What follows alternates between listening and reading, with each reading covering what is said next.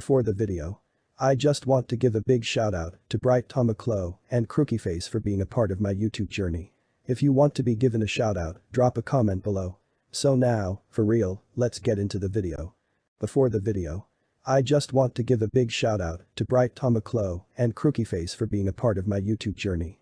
If you want to be given a shout out, drop a comment below. So now, for real, let's get into the video. Starting off at number 10 is the Maca. A Maca was a female construction worker who was tasked to hand mortar during construction. This was a hard and tiring job but was a common job for uneducated women during the 19th century, particularly in Stockholm, Sweden. This demand for the women in hand mortar mixing declined when the male workers doubted the women could keep up with high speed.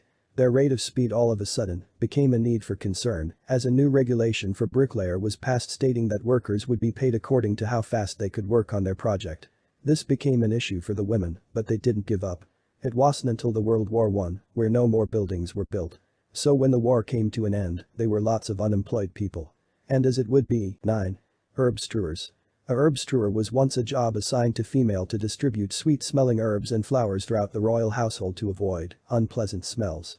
The herbstrewer was also played a prominent role in coronation ceremonies.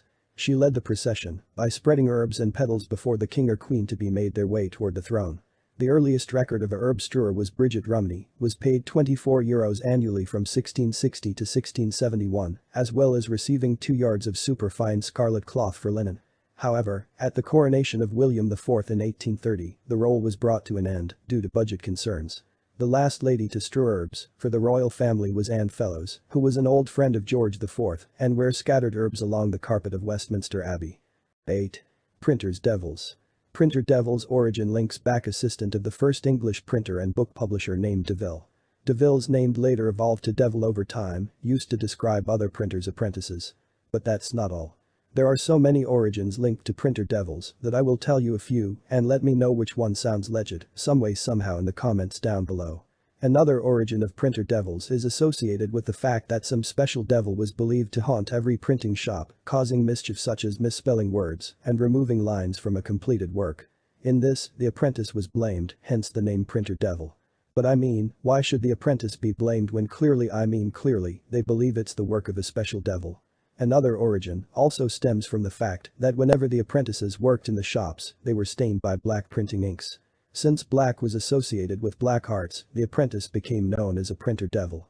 7. Rower women. This was a female profession in Stockholm, Sweden that involved women rowing people from island to island from the 15th century until the 20th century.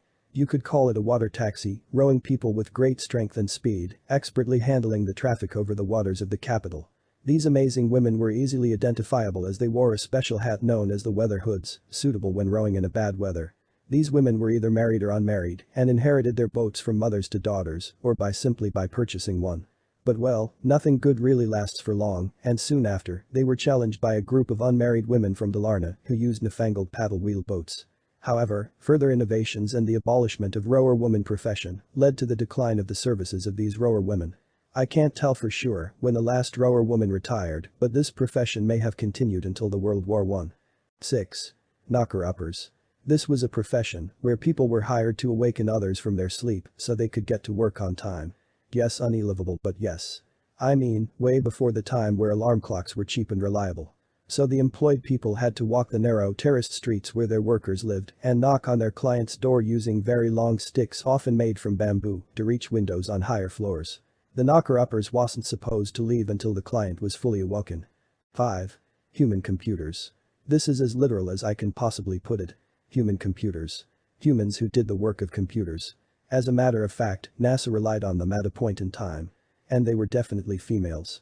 In fact, it was Barbara Paulson and her team that hand-charted America's entrance into the space race and also plotted data that was received from a satellite and a network tracking station.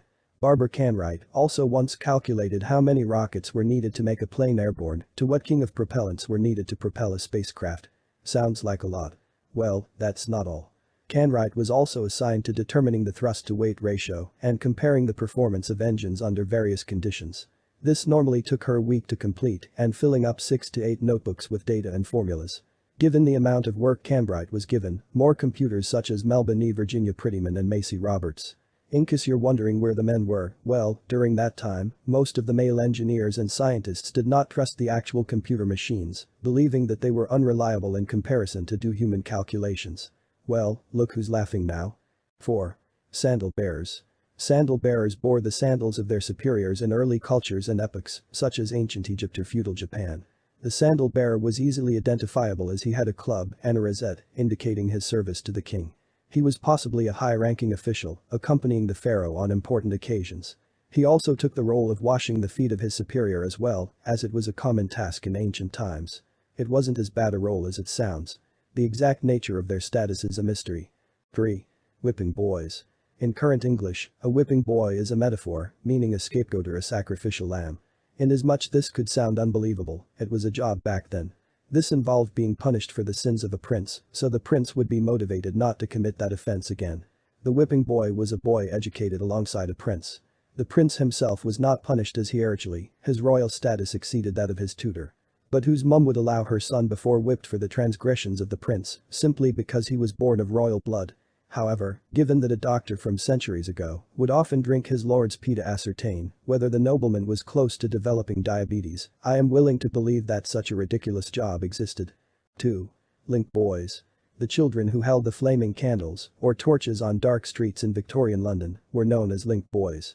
Before London had streetlights every few yards on almost every roadway, a link boy was farthings, paid by passing patrons, to pick up a flaming link and lead the way to wherever the customers were going. To make a little extra money, link boys sometimes worked for thieves and muggers. The boys were tasked with leading unwitting customers down dark alleys, where they would be robbed. 1. Priest hunters. A priest hunter was a person who acted on behalf of the English and later British government to capture priests for execution during the penal times. I believe it's a role more of a bounty hunter. You present a Catholic priest for a reward. And when these Catholic priests are presented, they are flung and tortured, before put to death. Because of this dangerous environment, the priests felt insecure, so they created holes, known as priests' holes, in a friendly household, so they can evade capture. Thank goodness this happened in a specific era. Not that I'm happy the priests were caught, but that they saw the inhumanity it brought and put an end to it. And just in case you're wondering why they were hunted, this is it. Some resisting Irish clans found Roman Catholic priests to be useful conduits for accessing information and gold from the outside, allowing them to have and secure their independence from the central, especially the Protestants, and authorities. In a span of 11 years starting from 1640, about 50 Roman Catholic priests were handed over to be prosecuted, banished or executed. Hey there. I hope you loved this video. Check out the videos popping up on your screen right after you subscribe, and I'd see you next time.